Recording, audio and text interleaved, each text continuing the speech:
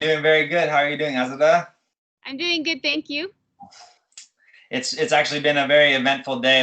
A couple of us out in Santa Cruz who are trying to get the county to open back up again. We just Mm. went and served the county health officer an official notice that she has a week to respond to us about why she still has the county locked down. So it's been eventful. We're trying to do what we can to like get her to tell us why she's defining the pandemic the way she is, and what what qualifications she's using to continue to keep the schools shut down and the businesses that are shut down continue to be shut down. So that'll be interesting to see. I'll follow up with you on how that goes. Yeah, I definitely want to be kept in the loop on what she says, and I'm wondering if it is something that she can change, or if it's something coming from the governor that sort of got her stuck in this position. Like, for example, like a number of deaths. Um, Yeah, that's the thing is Santa Cruz County. I think last I heard, there's only been 9 deaths in the entire county, and yeah, and so they're doing it based off of case number. But if you look up like the definition of pandemic, it's not supposed to be about case numbers. It's supposed to be about actual fatalities and actual like loss of life. And so we uh, haven't seen that. And then also it's supposed to be like the hospitals are supposed to all be full. There's supposed to be like an actual crisis, and there's nothing of that sort. It's just basically from what we can glean. I don't know if I told you I went to a business meeting with Peggy Hall from the healthyamerican.org a couple weeks ago. And she basically filled us in on a lot of the legal definitions of that sort of stuff. And she said that basically what it is that these county health officials are getting extra money in their budgets so long as the emergency state continues to go. And so it's kind of like a greed situation more than anything else, unfortunately. And yeah, so, yeah, I'll definitely keep you posted. But it seems like the governors are pushing it off to the county now. And even one of the things Peggy Hall also informed us about is that the government can't make an order for sovereign individuals. They can only make orders for their own employees. And so that's why they kind of push it down the line, and it has to be up to a county by county basis. But yeah, right. Well, that makes a lot of sense. It could explain why, for example, child care centers are open, and child care facilities at gyms are open, but the public schools are closed. yeah, yeah, it's sad, but it seems like they're putting the money before the well-being of our kids and our schools. But I'm excited to talk to you about like possible changes for our schools. You know, whether or not they're going to happen this year or sometime in the future. I think it's definitely a good conversation. I appreciate you having me on because more people need to be talking about this. It's been a long time since I don't. Have you ever seen that Michael Moore documentary comparing Finland versus the United States educational system? No, I'll check it out though. Yeah, I'm gonna email you this like my little notes, and I got the YouTube link to that video, or like the 10-minute section that I think that is good for everyone to check out. But it basically just kind of to give you an overview, it goes back to I think like 30 years ago when the United States and Finland were both ranked around 37th in the world for educational scores as far as like standardized tests and that sort of thing. And Yeah, then we have made zero changes since then. We've just continued on doing the same thing we are, which I mean, 37th is not the bottom, but at the same time, considering how much money we have in our nation, how powerful our military is, and our government in general, how much money we have, like it is disappointing that we aren't trying to get better and do better for our kids. And so basically, Finland had the exact opposite approach, and they changed everything. They made some actually like very counterintuitive changes for a lot of people. They actually got rid of homework. They still technically have it. They have probably on average like 10 to 15 minutes a day for the older kids, but the younger kids don't have any. And then they drastically shortened school times, which I know you're interested in ways that we can get kids out of chairs, because we both know, like from being athletes, that it's not healthy to be sitting into a chair all day yeah, for your posture or mental well-being or anything. And so basically what they did is they shortened their school week to 20 hours a week total, and yeah, that includes the lunch break. So these yeah. kids, Interesting. So how were they able to do that is like the question that pops up in my mind, because I do know in consulting with families who have homeschooled um, and their entire children's education is that and who now, like the woman now actually consults on homeschooling. Her name's Elizabeth Hansen. I do know that she tells me that homeschooling is about 3 to 4 hours a day. And, one of her children is now going to Berkeley, so it didn't affect them getting into a good college or anything.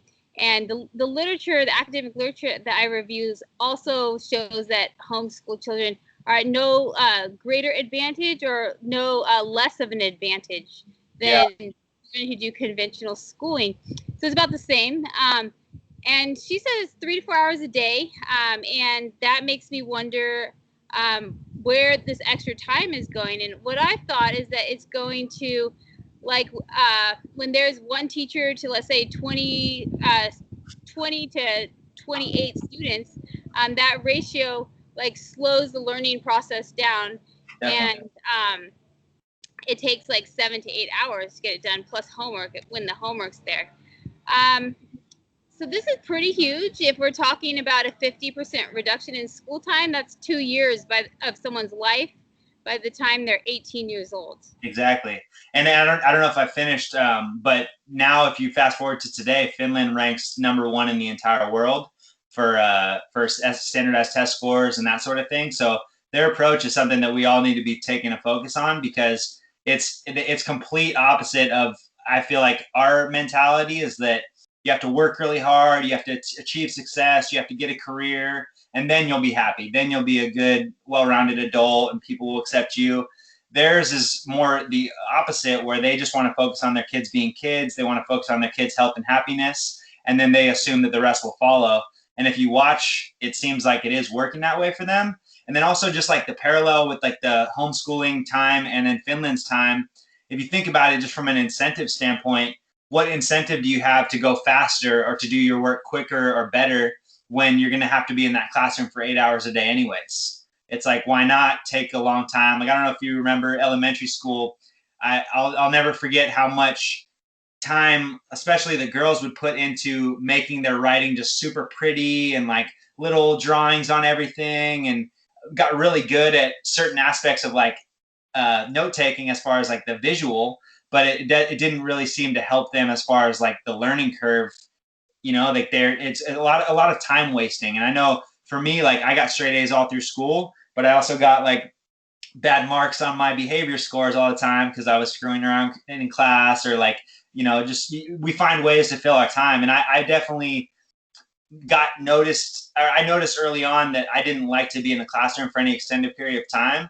So I remember starting in like kindergarten, I started pretty much once an hour. I would go and tell the teacher I needed to go to the bathroom, whether I needed to or not, just so that I could walk outside, stretch my legs, get some fresh air.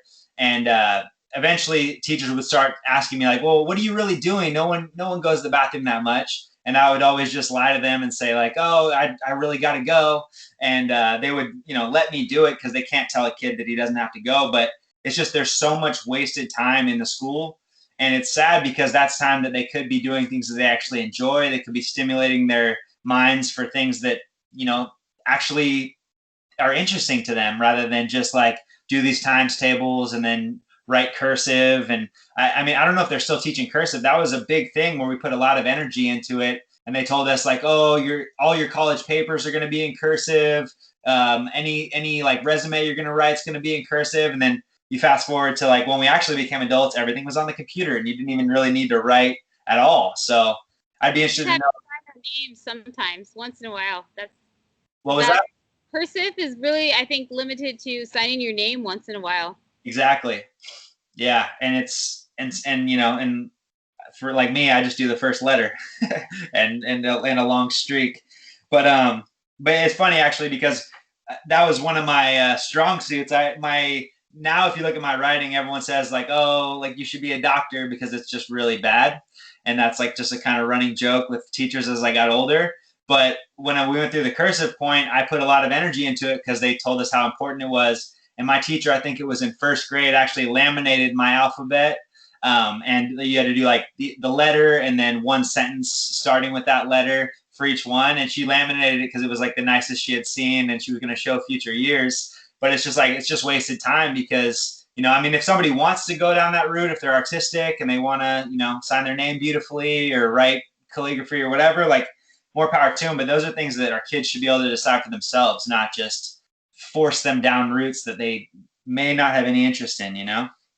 So I think what we have synced up, you and I, is that we both recognize that prolonged and excessive sitting is not good for the development of young person's minds. And this Yeah. is compounded where they're now sitting at a computer. And so it's like there's the impact on your spine from excessive sitting, and then there's the impact of like constantly being bent over, a computer, and that, not being healthy, as well as being inside during peak vitamin D hours. Exactly.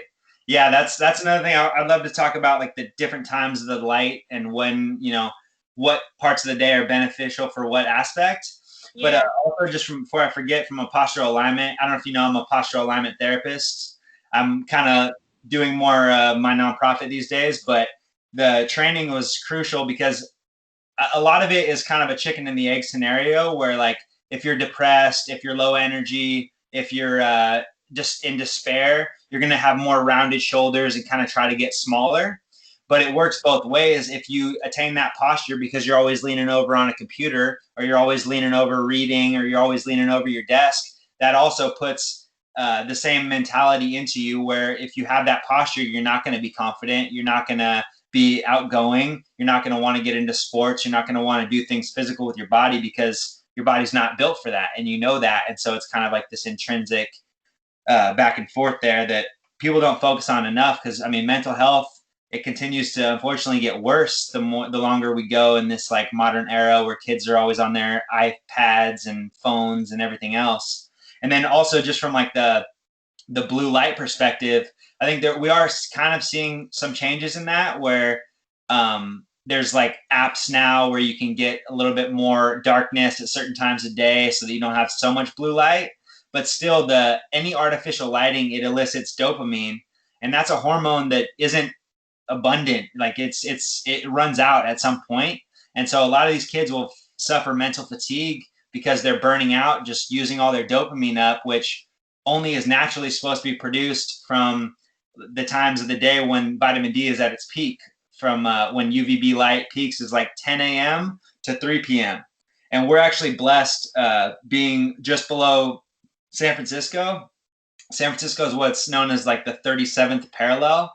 And so anything below the 37th parallel, we have vitamin D year round. Whereas if you're above the 37th parallel, like truly in Northern California, not like mid-cal, like I consider us, then they actually do have pretty much of a vitamin D blackout for 4 or 5 months out of the year. And so, but we should take advantage of what we have. And that's also another thing that I wanted to mention, just because we are so multicultural here and we have so many different kids of different skin colors in our school, and we're treating them all the same. And that's part of the benefit with the homeschooling like setting, where you can set up classrooms outdoors, like let's say under a redwood grove, and there can be sunny patches. And so if you're somebody who's, let's say, African American or Indian, or you have really dark skin for whatever reason, you need a lot more sun, because we actually, as like light-skinned people, it's a genetic mutation that enabled us to take in a lot of sun nutrition with a little bit of sun exposure. So like when we were in the Viking era, or times when we were all bundled up because of the snow, we needed to have that adaptation so that we could use that little bit of sunlight and turn it into sufficient vitamin D. Whereas people who grew up at the equator, which is evidenced by their darker skin color, and who not grew up, but you know what I mean, their family line developed. Yeah. They basically need, like on average, an African American kid needs 2 hours a day of full body sun exposure to get adequate vitamin D. And yes, you can supplement, but that only helps with the vitamin D. It doesn't help with the UVA. It doesn't help with the infrared. And so there's so many different benefits to the sun that we are just kind of finding out. More and more holistic doctors, like I don't know if you follow Jack Cruz. He talks about the sun a lot. He's definitely a source of a lot of this information. But yeah, I don't want to. Some of his videos, they were good. Yeah. But yeah, just like a general. So as a general breakdown of the sun, like it's really healthy for kids in the morning to have the first light of the day be sunlight. And so waking up and checking their phone or waking up and checking the computer is not a good idea generally. It's best to start the day with like maybe a walk outside. And that's another thing that people don't realize is that now we have so much ability with technology to like download a book to your phone and not even have Wi-Fi on, just turn it on airplane mode, go for a walk, put in the headphones, and you can maybe get done a lot of your homework assignments that way if teachers and students can kind of work together to get their books put onto that sort of a format. Or just starting your day with like a little bit of a workout, maybe a bike ride, maybe some yard work.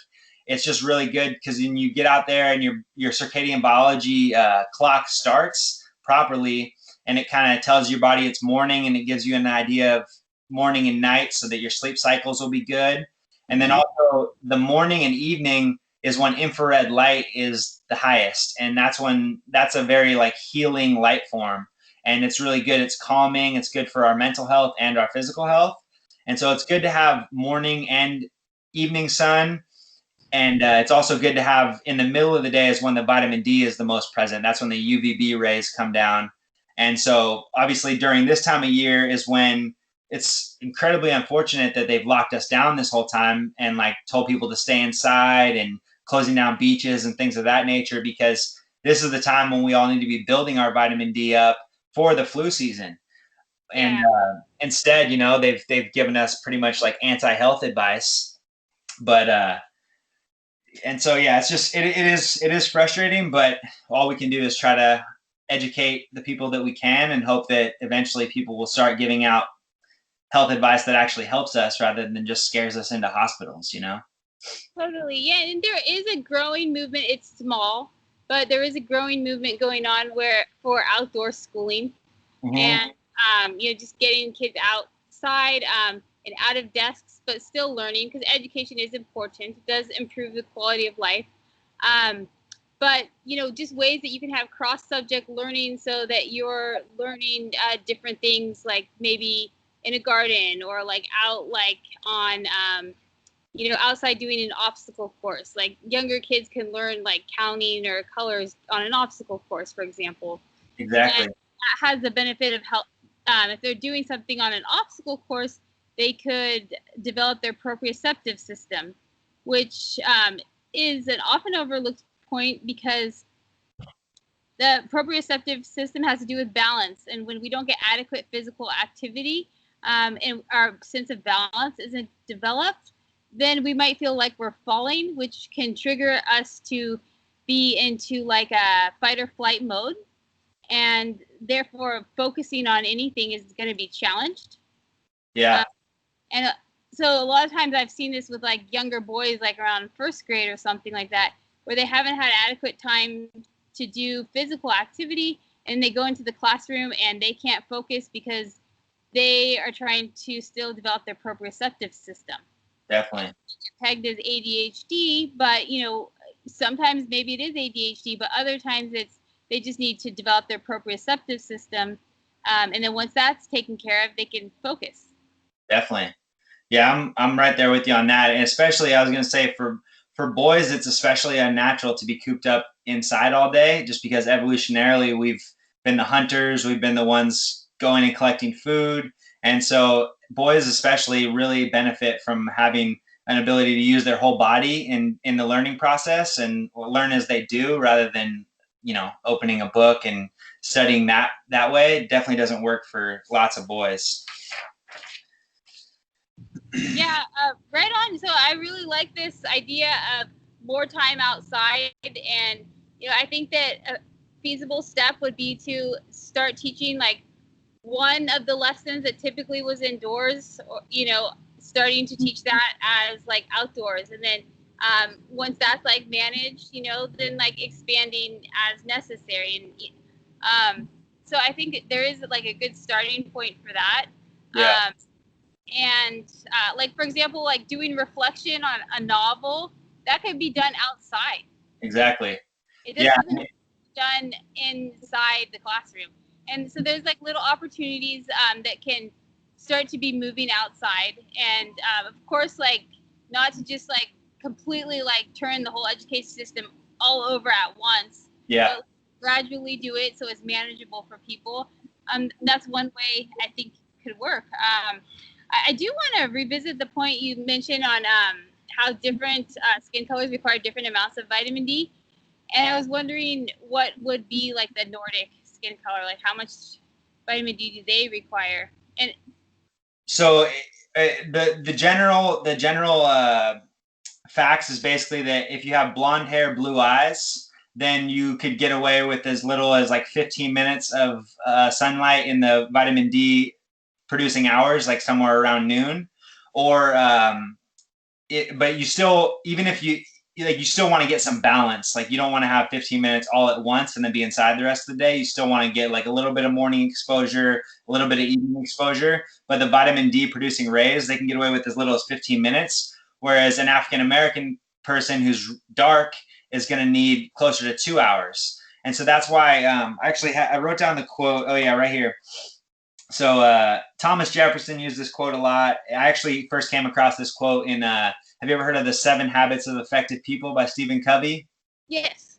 Yeah, so I read that book, and one of his quotes that really stuck with me is that apparently it comes originally from Aristotle. I learned while doing my homework for this video. But he says there's nothing more unequal than the equal treatment of unequal people. And I think that's something that we don't focus on so much, is that we treat everyone the exact same, but we have totally different requirements. And so like I know growing up, my mom was like Miss PTA, always wanted to volunteer in the classroom and help out. And I know I didn't appreciate that so much, but there's always variety there. Some kids really like their parents at school, or maybe they can help with other classrooms, other grades if they do want to help out.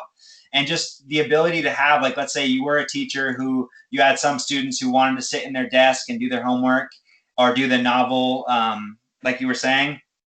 Or if you have the ability to have a helper, you could split up. And if there's kids who need more sun, they could bring picnic type blankets and kind of set up on the grass and lay down and get some sun and also do their reading. And it's not only is the sun good for vitamin D, but it also helps build brain cells. And so does physical activity. That's one of the things that I learned is that basically if you're doing something that you don't have an interest in, like let's say you don't like math, but you just got to do these problems, or you don't like whatever the subject is, that doesn't show an increase in it shows that you're programming the brain cells that you have, but you're not growing new ones because your body's not excited about it. But physical education, or PE, is the exception, where whether you like it or not, if you're outside and you're moving your body, it's such a complex system that your body does grow new brain cells. And that's crucial if you're talking about maximizing a kid's intelligence and making them the best they can be. You want to focus on activities that grow their brain cells. And just being in the sun in and of itself does grow their brain cells. So I think that's a big change that needs to happen, is we need to look at these kids on a case-by-case basis and not just try to and sadly too, not to get off on a tangent, but my mom works in Cupertino and she's actually been implementing some of this stuff. Obviously she can't now because it's all on computers, sadly for her last year too, which is kind of heartbreaking. She's retiring this year, but she's been sorry. What school is she at? Cupertino public school system? Yeah, Cupertino public school system. It's terrible that I'm not knowing it right off. I would need to get back to you on that. I don't exactly. I was just wondering if she was in the public school or if it was a private school. Okay, so she's starting to work outside. That's great. Yeah, she's given her. How also there were some teachers, they had a space available outdoors that teachers could take their classes to. And I did notice that some teachers were taking their classes out. And I just think that more of that could be happening. But, you know, it's great that your mom's doing it and that some other teachers are doing it too. Yeah. So I'm really hopeful and excited about the direction of education and the potential for it to get better. Yeah, likewise. And then one of the things that I don't know how realistic it is for our country, because we're so entrenched in our way of educating, and we have charter schools and all the different, private schools and public and all that. But one of the reasons why Michael Moore points out in his video about Finland, why the school system is so good across the board, and they don't really need to worry about what neighborhood they live in or what part of the country. It's just pretty much standard educational system. It's all exactly the same. And they actually have outlawed in Finland private schools. You're not allowed to charge for schooling. It's all government run public education. And so that kind of, if you can just imagine the incentive, if you're a wealthy person who in our country, you could just say, public schools are doing what they're doing. We're going to give our kids, Harker or whatever education and kind of give them a leg up. We look at it as like a very us versus them competitive model. And I think there's something to be said about just looking at it on a different sort of a mindset where it's like, okay, well, if the more we can come together, like maybe, I don't know exactly how that will look.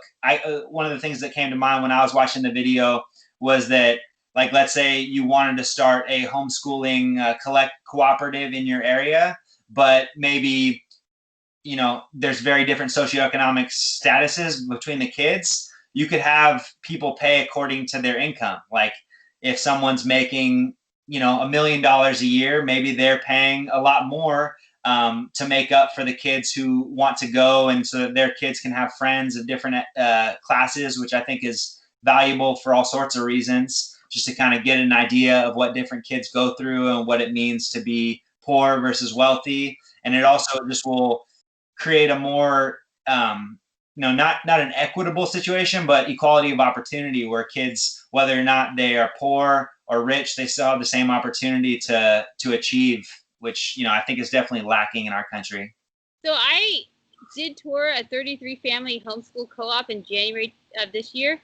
And the way that was set up was there was a wealthy couple and they had, I think, 6 children. I could be wrong about that, but they had a lot of children and they wanted their children to have peers, be in a learning environment.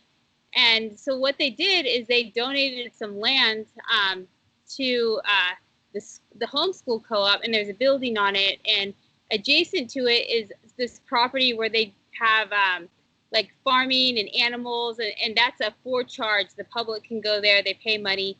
And the private homeschool co-op, or it's not private, it's a homeschool co-op, they get to access this land.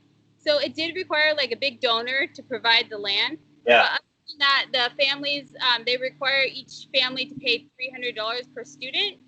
And each family has to devote 10 hours of volunteer to the school each week. And so based on that, they're able to like run a fully functioning school. That sounds interesting. That sounds really awesome. Yeah, we definitely need more of that. And I would imagine that's a dual benefit, because the people that near their house where they donated that land, it like used to be a part of their own land. And see, and that actually brings me back to when I went to Spain. We met this guy who was like ridiculously wealthy. He was a really well-to-do painter out there, and he invited us to his beach property. And it was this beautiful property overlooking the ocean.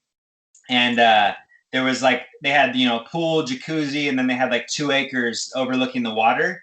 And that at one point he owned like 40 or 50 acres behind that as well. That's like woods and stuff. And what he did is he was a really funny guy. He said that he didn't trust his kids. He thought that when he died, they might develop it and turn it into just like another yuppie village or something like that, he called it. And so what he did is he donated that land to the government as a state park, just ensuring that their property that he would give to his kids and his family would always have this beautiful backyard that was untouched, no matter how greedy his kids were to get. And I think on that same level, and he mentioned the dual benefit of not only ensuring this backyard, but also now his tax burden went down significantly, because instead of paying for this big property that was worth however much they quoted it as, it's now a 2-acre property rather than a 50-acre. And so the property taxes and everything else went down significantly. And so I think people need to look more into that, because I would imagine any homeschooling would probably be under the auspices of a nonprofit. I could be wrong about that, but I know nonprofits in California don't have to pay property taxes. So whatever portion is able to be donated to that, it's a win-win for everybody when you look at it in that way. I don't know about the status of how it was filed, but I do know that up here in Oregon, where I am right now, if your property is a farmland, because you sell, like, I think it's like $2,000 or $3,000 a year, but it's something quite manageable. Yeah. But if $2,000 to $3,000 of income per year, then you can qualify your property as a farmland, and therefore you don't have to pay the same property taxes on it because you get some benefits from being farm. So yeah, I mean, people who do like urban farming, or like if they were to set up like a homeschool situation where the children, you know, are involved in some sort of like garden project that produces some money. Yeah. They could definitely get tax benefits that way, depending on the state laws. Definitely. And then that brings up another thing that actually my dad actually gave me that 7 Habits of Effective People book when I was like, I don't know, in my early 20s, I want to say. And I remember reading it thinking like, it would have been nice if you read this book, Dad, because like growing up, I always wanted to start my own business. Like I wanted to start, I think I first started selling pumpkins around my neighborhood at like age 4. And then I like wanted to start like my own gardening company. And I always had all these different ambitions that I wanted to go with. And my mom always had a reason why I couldn't do it. And I think that's very American working class, where it's like people are so scared of lawsuits and maybe competition with other people who are already in that business, where they don't want to kind of like step on people's toes. But I think it is really healthy if your child has that ambitious sort of mindset to support it, because people, if you let them, no matter what their passion is, if you supply them energy or you know, time to give them the ability to chase their passions, they're going to achieve things that they would never achieve just going down the standard route, you know?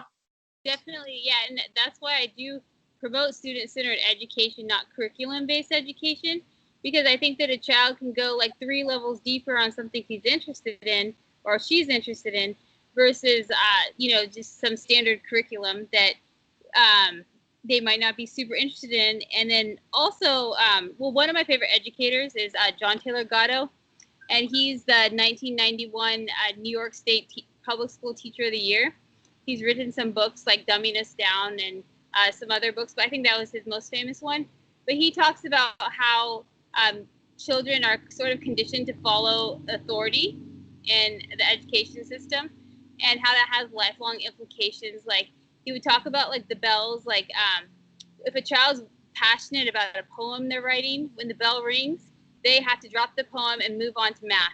And this poem is not connected to math in any way. So what people are craving is wholeness and coherence, not like some like meaningless like this like first a poem and then math, and like how are these things two connected and stuff like that. So yeah, if they're able to do the student-centered and go 3 levels deeper and like finish their poem, what that they learn is that what they're passionate about is worth finishing.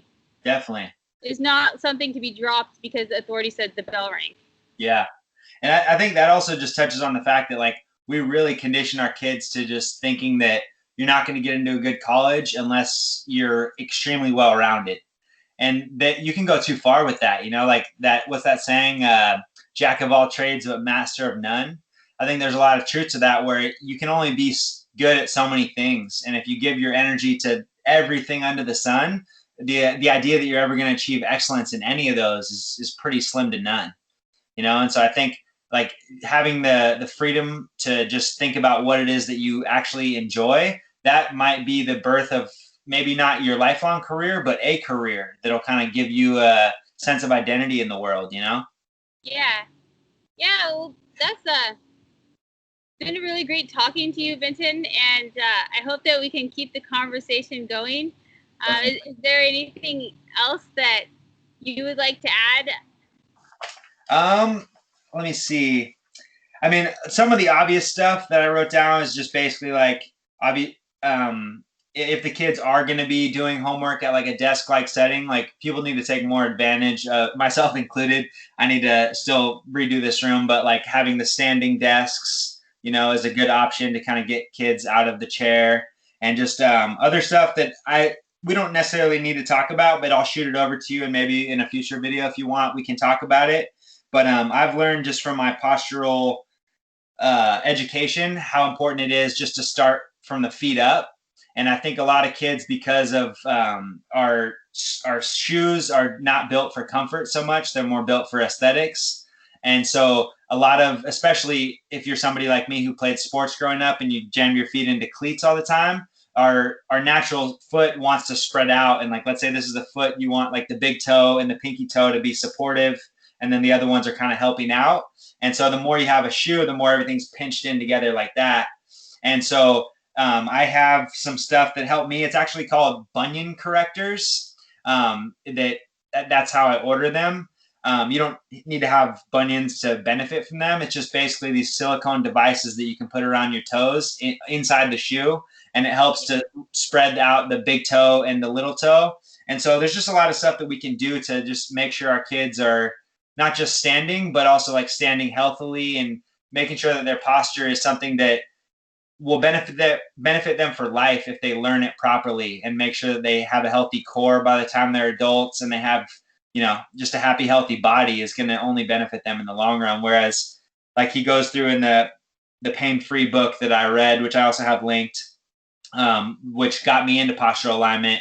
Like we do the opposite, you know, if the standard educational program, by the time most kids are done with it, they have some sort of deviated posture that's going to take years of, you know, chiropractic and yoga and all the rest to kind of like combat. And oftentimes, because of our sedentary lifestyles and technology, people don't even think that it matters. A lot of people will go through their whole life with terrible posture and never even try to change it.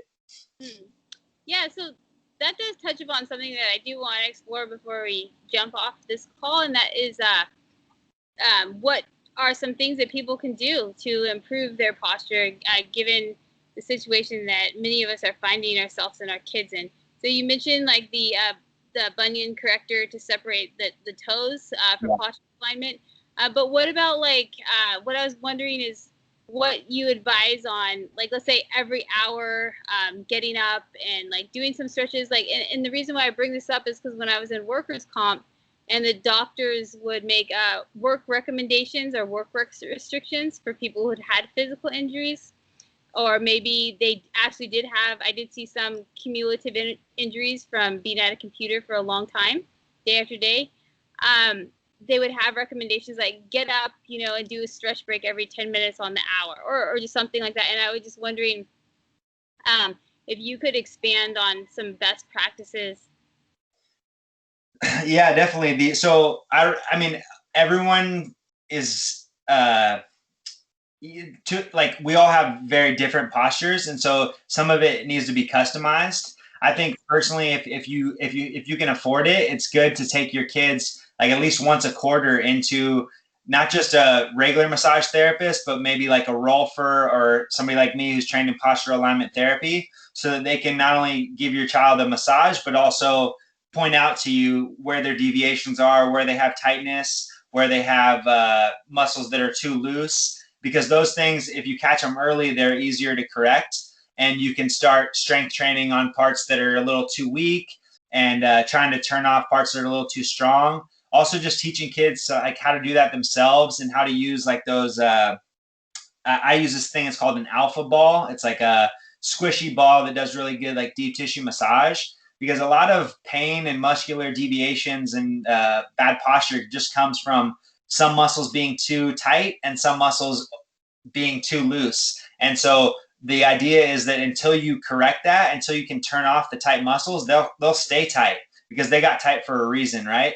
And so the idea is basically learning how to correct that yourself. And it's good to start the day with like a healthy practice of just kind of tuning into your body. You can also meet with a postural alignment therapist and get a customized plan based off of your posture to correct it.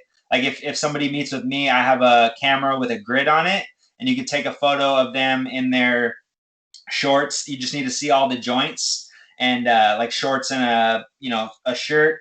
And then the idea is just stacking all the joints. Like we aren't that different from buildings in that if things are out of plumb, then there's going to be postural problems and there's going to be pain in joints and that sort of stuff. So a lot of it is just looking at them with, the use of technology really helps. And just if they aren't straight, like trying to do things to correct that. And then of course, yeah, like just stretching is good as well. But I think we almost have too much of a focus on stretching and not enough of a focus on strengthening the actual postural muscles themselves. And so that's one of the things I really like about this pain-free book. It's very layman oriented. There's not a lot of big words. Anybody can read it. There's tons of pictures. I call it like restorative yoga for your specific body type that you're going through. It starts, the first chapter is about your feet, the second chapter is about your knees, the third chapter is about your hips, and it goes all the way up the body until your TMJ joints. Yeah. And so it's basically just a great way to start learning yourself how to correct any deviations that you have. And then once you get to a place where you're not in pain, you're not numb anywhere, you're just pretty much just trying to like strengthen and heal, or not heal, but just what's the word?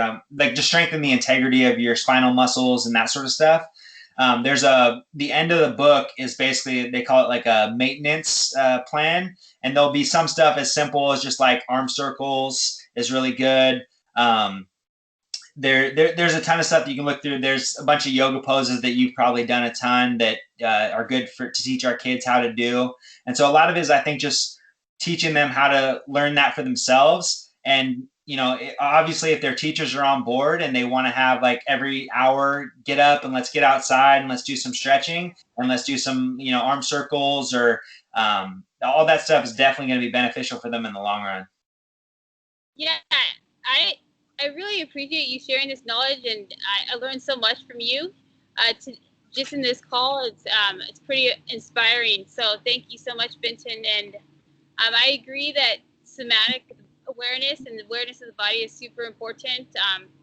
In the past like year or so, I have actually been doing a lot of like somatic psychology work, where it's not just processing on the level of the emotions, but also on the level of the thoughts, but like all three, also the physical body as well. Because like the physical body is like your base brain, emotions like middle, and your thoughts are like the forebrain. And if you just process traumas on the first two levels, and you don't ever process it on the level of physical body, you really are not fully releasing the trauma and possibly re-traumatizing yourself in the process as well. So also topic for another call, but I just want to say that you're right. I agree, it's super important, and I really like learning more from you about the postural alignment and some things that people can do to improve their health, especially kids who are now finding themselves in desks over computers all the time because of COVID. Yeah, definitely. Yeah, it was a pleasure talking to you as well. And also, I got to give your dad a plug. He was definitely a blessing to grow up with. I played on the Sun Kids, as you know. And I think getting kids involved in sports from a young age, whether they're good at it or not, or whether they love every sport, I think there's so many sports out there. We're so blessed, whether it's like everything from swimming to baseball, softball, golf, like getting involved. Golf, actually, I take back, just because it's kind of only one side of the body and it kind of trains postural deviations into you. But just, find something athletic outside. It's just going to be very, very beneficial for both boys and girls. I agree with you, and thanks for saying that about my dad. Your mom was also a good influence on me. I remember she used to take us hiking, and it was like there was several kids. There was like 6 of us, I think. Yeah, I grew up in a little daycare tribe. On the top, and yeah, so that was cool. And we did that road trip to Colorado for the soccer tournament one time. I do remember that. Yeah, I almost got bit by a rattlesnake on that trip. That was one of the highlights. Picked up the rattlesnake by the tail. Yeah. Good times. Yeah, exactly. I made it somehow. Yeah. Well, all right. Well, you take care. Yeah, likewise. It was a pleasure.